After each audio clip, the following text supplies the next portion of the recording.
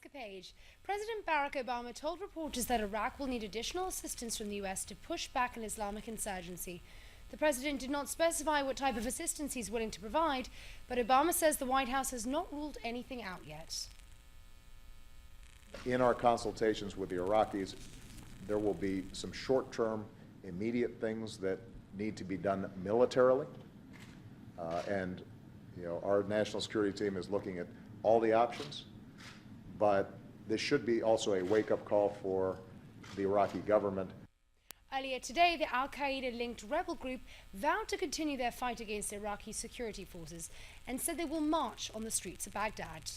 Ready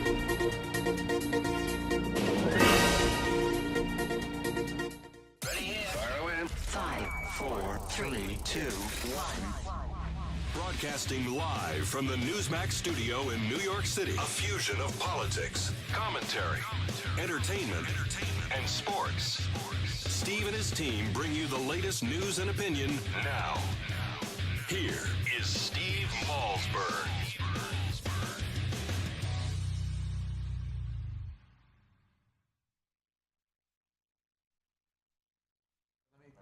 That always helps. There you go. Now I could hear myself.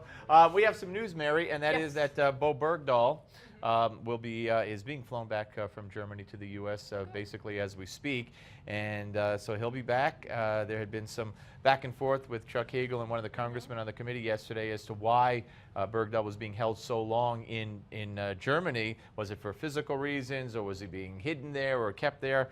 And then we have the reports that he did not want to speak to at all his family. Yeah, well, I can't imagine that what he went through was easy. But what I found interesting was yesterday is part of me actually feels a little sorry for Hagel, because I think he's been thrown under the bus. I kind of almost felt sorry for him, because the administration's not going to take any responsibility. They're just not. They're going to say this was his idea, he approved it, he told us everything was great, because this is the administration of know nothing. We know nothing, we did nothing, and so they're going to make this his decision. He's going to own it, and he's going to be under the bus. Well, Chuck Hagel's qualifications for the position and his decisions once in office, there's always a lot of room for question there. I think he did also say that, yes, he did sign off on it, but the president also agreed to it. And, this was against the advice of all national security people. And it's going to be very interesting to see, though, what kind of access people have to Bergdahl. I mean, as far as committees and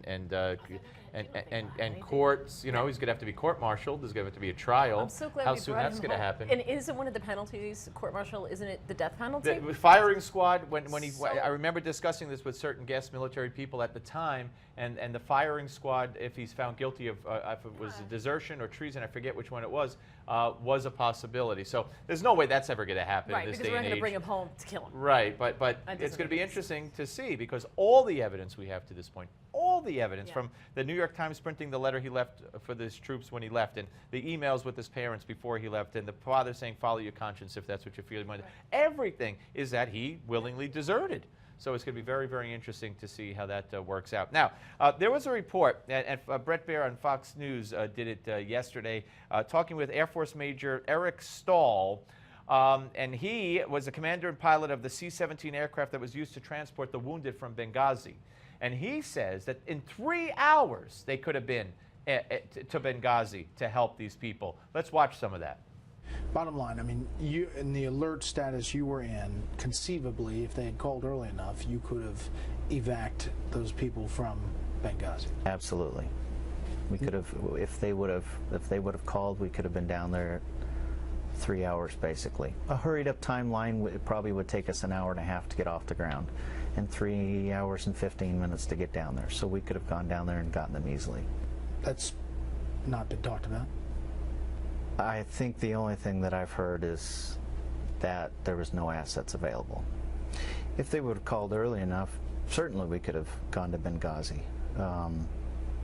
It's just a matter of when they made the actual decision.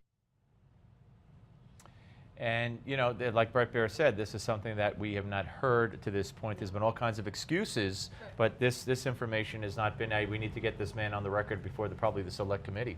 But why? I guess I don't understand how this has been going on for so long. And they subpoena things and they can't get the papers. Right. And they're just stonewalled by the Department of Justice. Why hasn't this guy testified? Why? Well, why hasn't that happened? I'll tell you what, we had the head of Judicial Watch on yesterday, and they've been so successful at getting documents and emails on not only Benghazi, but also on the IRS scandal. And he, the head of Judicial Watch, said that he just became aware yesterday because of Hillary's book that Hillary kept notes on the whole Benghazi situation, and he's going to go after in the courts through FOIA to get Hillary's notes. But didn't she say she's not going to hand over her notes, you can read about it in her book? Yeah, it's all in the book, so you don't need them. You don't need that, it's in the book. It is unbelievable. And also, according to Catherine Heritage at Fox, according to the timeline in her book, she told the story of the video being responsible for the attack before she even spoke to Obama on the night of the attack. That's according to Catherine Heritage reading of her own words in the book. It is just so maddening, the lack of accountability, but the fact that they are so successful at sending Congress on this wild goose chase, and Congress allows it to happen, which is just amazing to me. Well, it's about time, so frustrating. Kicking and screaming, John Boehner, because of the email that came to light through Judicial Watch, is now going to have that select committee. So that's going to be something to watch as we head into the summer, the political season, the 2014 midterms, the whole thing. When we come back, senior political analyst for Fox News and national campaign director for the Reagan Bush '84 campaign, Ed Rollins, will join Mary and I, so don't go away.